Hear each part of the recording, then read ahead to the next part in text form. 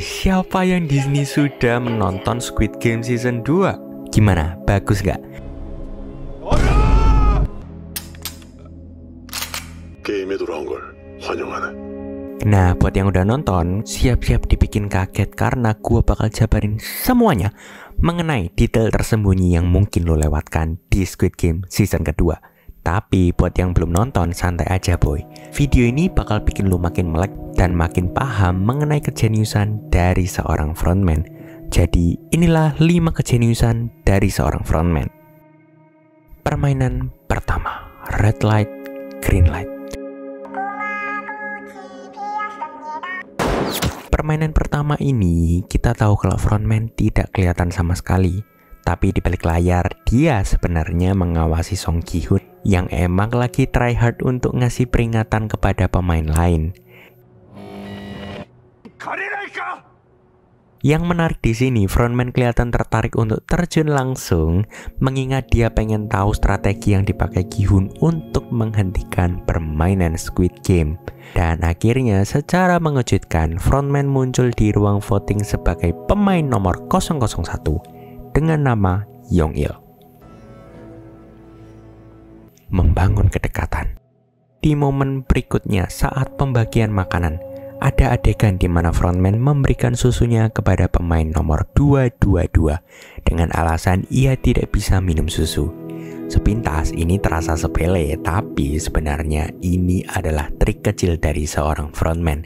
Karena kalau ditarik ke season sebelumnya, Ki-hoon memberikan susu putihnya kepada Ali dengan alasan yang sama. Hal kecil sih, tapi ini sengaja dilakukan untuk membangun kesamaan dengan Ki-hoon. Dengan begitu, ia akan merasa dekat dengan frontman. Permainan Six Leg. Ada satu detail menarik yang bisa bikin lu sadar kalau frontman sebenarnya nggak sembarangan dalam menyusun rencana. Dimana saat dia memutar gasing awalnya dia tampak kesulitan menggunakan tangan kanan.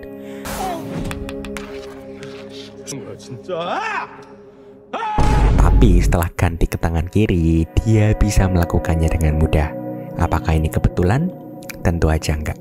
Kalau lu ingat di season sebelumnya, ada satu adegan yang menunjukkan kalau frontman itu kidal, terutama saat dia menembak adiknya sendiri.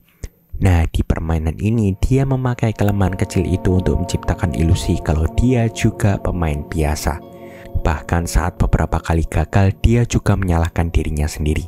Dengan begitu, Ki-hoon akan semakin percaya dengannya. Dan kalau lu sadari, frontman sengaja menempatkan timnya di urutan terakhir. Kenapa ini penting? Karena kalau tantangan ini amit-amit gagal, para Pinkwards akan mengeksekusi Ki-hoon dan pemain yang lain. Dengan cara ini, identitasnya sebagai frontman akan tetap aman sentosa. Keempat, permainan mingle.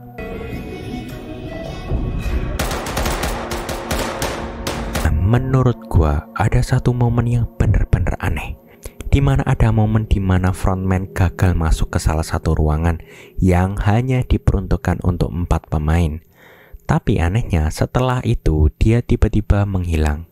Dan setelah ronde selesai, dia muncul lagi dengan ekspresi yang santai dan senyum lebar di wajahnya.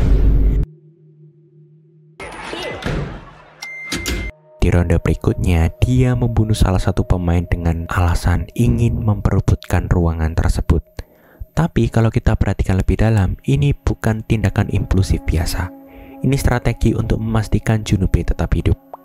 Karena kalau Junpei ada di permainan final, dia bisa memanfaatkannya sebagai alat untuk menghancurkan Ki-hoon. Hingga akhirnya kita sampai ke manipulasi terakhir.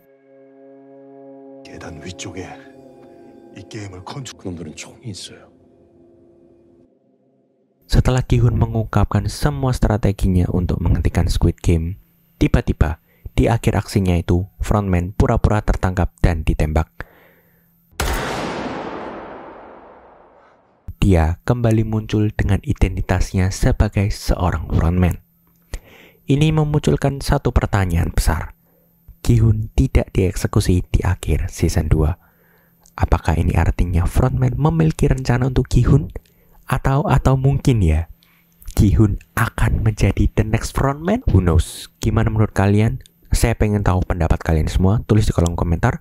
Dan kalau kalian suka, bisa langsung share, like, dan subscribe.